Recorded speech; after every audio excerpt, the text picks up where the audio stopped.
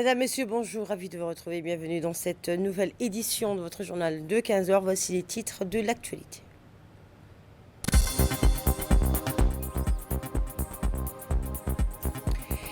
Et à la une, le Premier ministre a participé ce matin à la conférence des présidents des commissions et c'était à l'Assemblée nationale.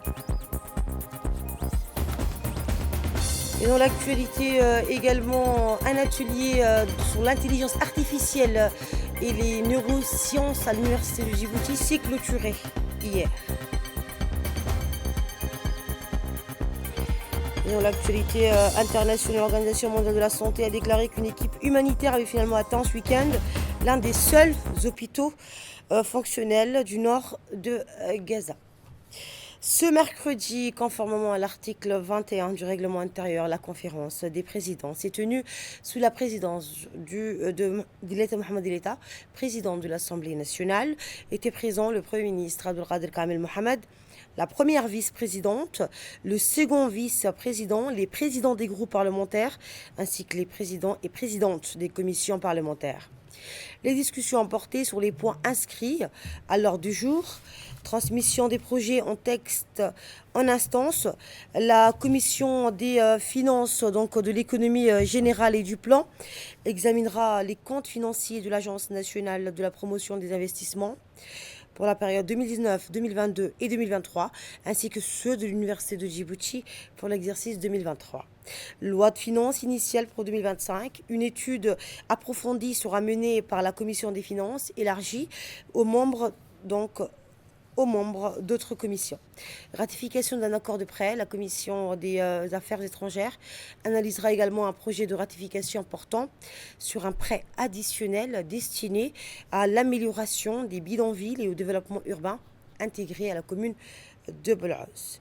Et avant de clore la réunion, le président de l'Assemblée nationale a échangé avec le Premier ministre et les députés sur les échéances du calendrier parlementaire de fin d'année. Il a rappelé l'importance de respecter la date butoir du 31 décembre prochain 2024 pour le vote et la promulgation de la loi de finances initiale conformément aux exigences traditionnelles.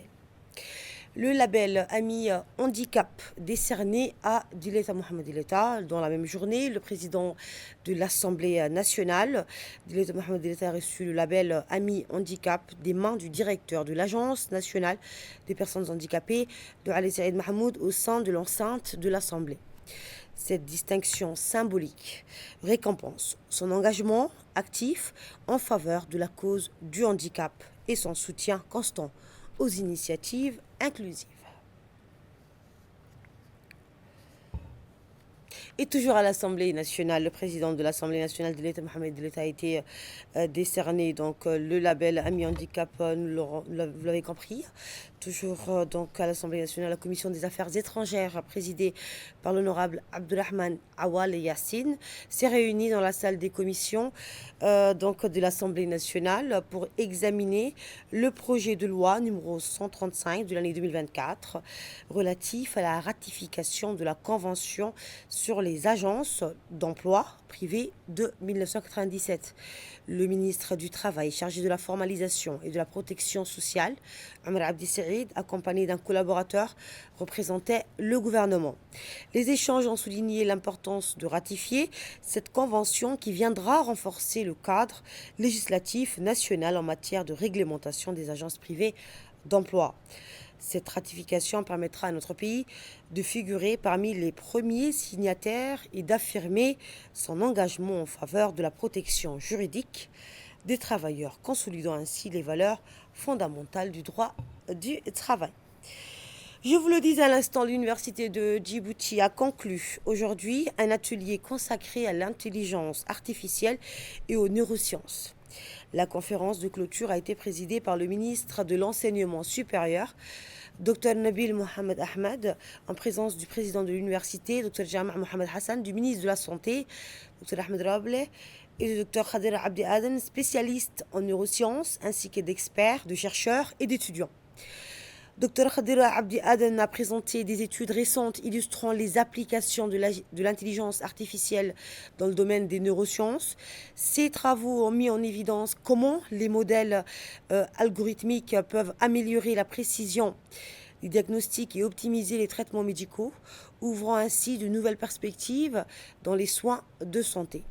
Au cours de l'atelier, des échanges dynamiques entre experts et étudiants ont permis de partager des idées novatrices et des perspectives enrichissantes sur les défis et opportunités actuelles dans les deux domaines. Créer cette science que l'on appelait l'intelligence artificielle. Même pas 6 ans après, est né le premier algorithme de jeu d'échecs. À l'époque, on disait qu'une machine ne peut pas battre un homme. Déjà, le jeu d'échecs faisait partie des duels de la guerre froide entre les deux blocs qui s'affrontaient dans ces jeux d'échecs. Une trentaine d'années, en 1997, un programme d'intelligence artificielle, Deep Blue, bat le champion du monde Kasparov. Et pourquoi? Je vous ai dit que le premier algorithme a été fait dans les années 60.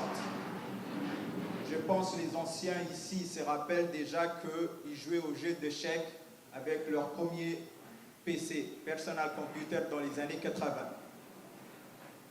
Mais pourquoi la machine a pu battre en 97 l'homme? C'est que l'homme lui a donné quelque chose dont il lui manquait, la puissance de calcul. C'est cette puissance qui manquait aux algorithmes. Les algorithmes existaient bien une trentaine d'années.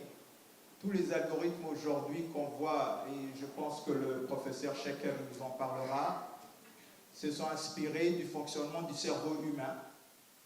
Et leur théorie, et même sur papier, ils étaient déjà prêts dans les années 60-70.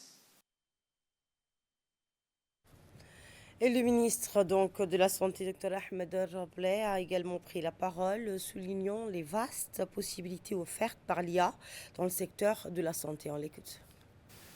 C'est un réel plaisir pour moi d'assister ce matin à ces meetings, à cette réunion scientifique sur les neurosciences et ses applications, en quelque sorte, dans l'intelligence artificielle. Maintenant, les opportunités et les risques.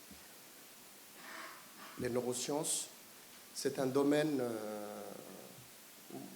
que je connais un peu, moi, parce que on l'a un peu utilisé parce que je suis pédiatre de profession, et les neurosciences, une des applications des neurosciences touche les enfants. Bien sûr, les neurosciences touchent la santé, l'éducation, mais maintenant également d'autres domaines que le président de l'université a évoqué. Mais ce qui est important, c'est que les neurosciences, c'est étudier en fait le fonctionnement du cerveau sur le plan anatomique, biologique, physiologique. Et de son côté, le ministre de l'Enseignement supérieur, Dr Nabil Mohamed Ahmed, a affirmé que cet atelier représentait une opportunité stratégique pour renforcer les liens entre sciences, technologie et éducation. Voici un extrait de son discours. Les neurosciences et l'intelligence artificielle ont des interactions très fortes parce qu'elles vont de façon, je dirais, plus que probable, déterminer notre futur. Alors, tout à l'heure, Jama a parlé de la religion et des sciences. Certes, qu'on soit croyant ou pas, Dieu nous a construits avec de la matière organique. Il nous a donné un cerveau qui fonctionne avec de la matière organique. Et avec le temps, avec l'évolution, cette matière organique s'est mise à penser, à créer une intelligence, et plus particulièrement chez l'Homo sapiens qui a dominé le monde par cette intelligence. Parce qu'il a, non seulement il était capable de communiquer, mais également d'avoir une réflexion et surtout d'échanger l'information. Alors, aussi bien les neurosciences que l'intelligence artificielle sont basées sur cette information que nous partageons. Alors, si l'organique est périssable, le silicium n'est pas périssable. Et c'est là où on pourra parler tout à l'heure également des risques.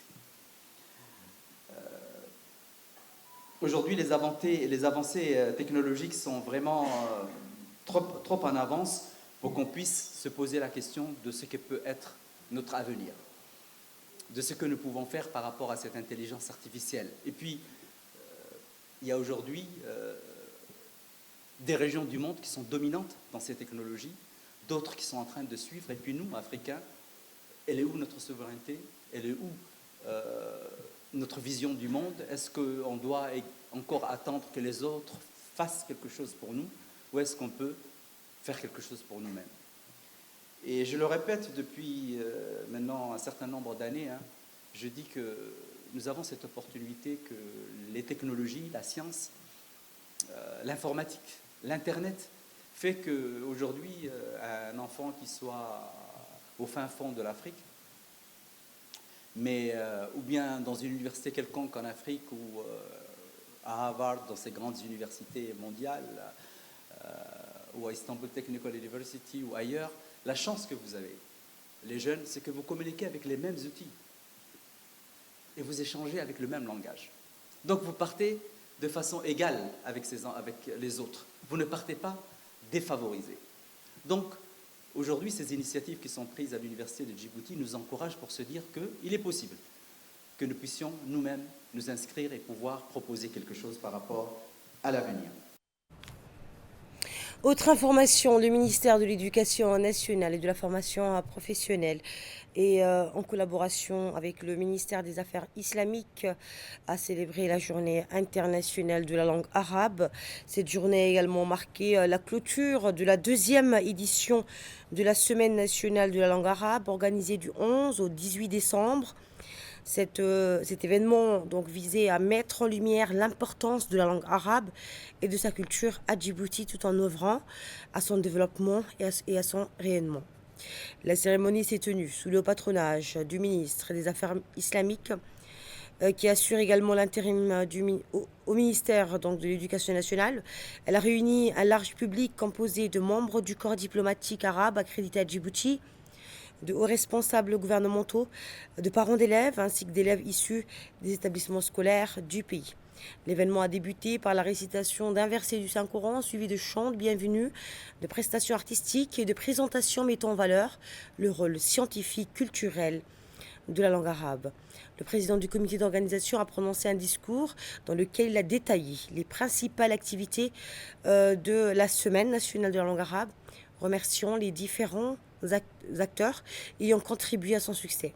À son tour, l'ambassadeur du Yémen, doyen du corps diplomatique, s'est exprimé avec enthousiasme,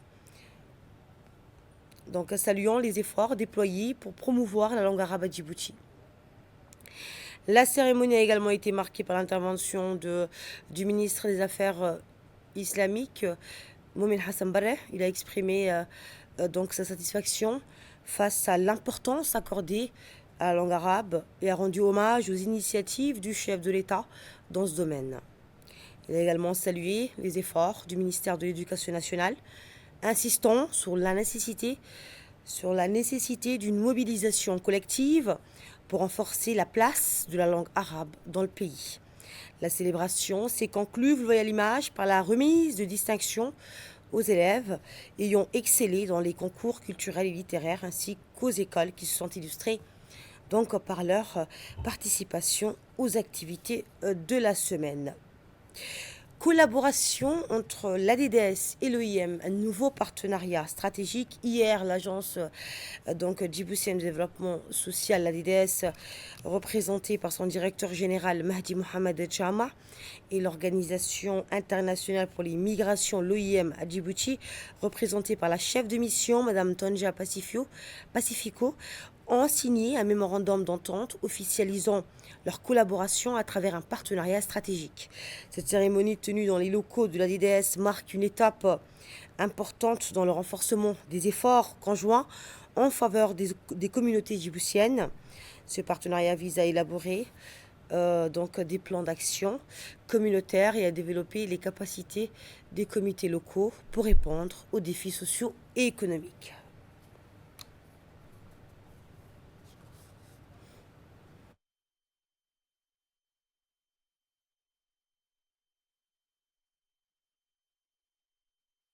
des politiques sociales du pays, créée pour améliorer les conditions de vie des populations les plus vulnérables.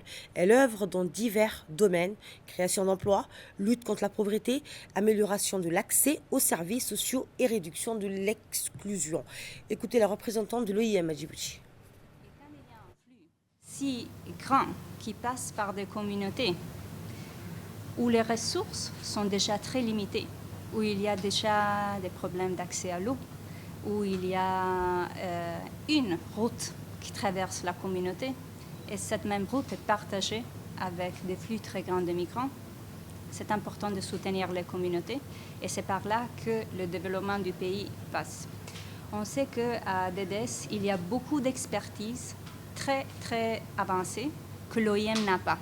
Alors, ce qu'on cherche, c'est de mettre ensemble nos expertises, nous, sur la migration, c'est notre mandat comme agence des Nations Unies, et vous, avec toute l'expertise très spécifique et vos connaissances du territoire de communauté, pour soutenir le développement de Djibouti.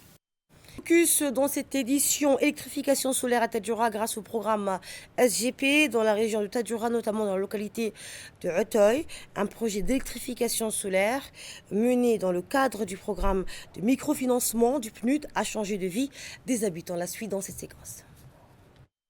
À Tadjoura, notamment dans la localité d'Otoy, dans la sous-préfecture de Dora, le programme de microfinancement mené par le PNUD a également donné ses fruits. Dans cette localité, les activités du projet ont été conduites par une association locale, l'association Toha. Ce projet a permis d'introduire l'énergie solaire dans le village de T'Oy, qui n'avait pas accès à l'électricité, améliorant ainsi considérablement le cadre de vie des ménages. À Otoy, le programme de microfinancement à travers l'association Toha a réalisé l'électrification de 80 ménages grâce à l'installation de kits solaires, permettant ainsi l'amélioration de la qualité de vie et la sensibilisation accrue à l'utilisation des énergies renouvelables. Enfin, le projet a posé les bases d'une transition énergétique dans les villages de T'Oy en rendant les ménages autonomes grâce à l'énergie solaire. Avant l'arrivée de ce programme, nous étions dans le noir total. Grâce au président de la République et à son gouvernement, nous sommes littéralement passés de l'obscurité vers la lumière. Nos enfants étudient à l'éclairage solaire et nos femmes s'instruisent dans les meilleures conditions. Nos personnes âgées sont mieux prises en charge. Je lance un appel auprès de notre gouvernement pour que les communautés des localités voisines bénéficient également de pareilles opportunités. Grâce à l'énergie solaire, nos conditions de vie se sont améliorées à vue d'œil. Les différents projets de notre gouvernement ont tenu leurs promesses. Aujourd'hui, nous pouvons suivre le devoir de nos enfants et aider sans difficulté à l'accouchement des femmes enceintes. Nous ne pouvions espérer mieux. Et dans l'actualité, à Gaza, l'Organisation mondiale de la santé a déclaré qu'une équipe humanitaire avait finalement atteint ce week-end l'un des seuls hôpitaux fonctionnels du nord de Gaza pour livrer du carburant, de la nourriture et des médicaments faisant part de conditions épouvantables. Le chef de l'OMS a déclaré sur X qu'après de multiples tentatives, l'Agence de santé des Nations Unies et ses partenaires ont atteint l'hôpital Kamal Adwan au milieu d'hostilités et d'explosions à proximité de l'hôpital pendant la mission. Israël a continué donc à poursuivre dans la nuit d'hier ces bombardements incessants sur Gaza, tuant au moins 10 Palestiniens lors d'une attaque sur le nord de Gaza. Ces raids sont survenus quelques heures seulement après avoir lancé une attaque de missiles sur le camp de réfugiés de Chati. Et c'est ainsi que se referme cette édition. Merci à vous de nous avoir suivis.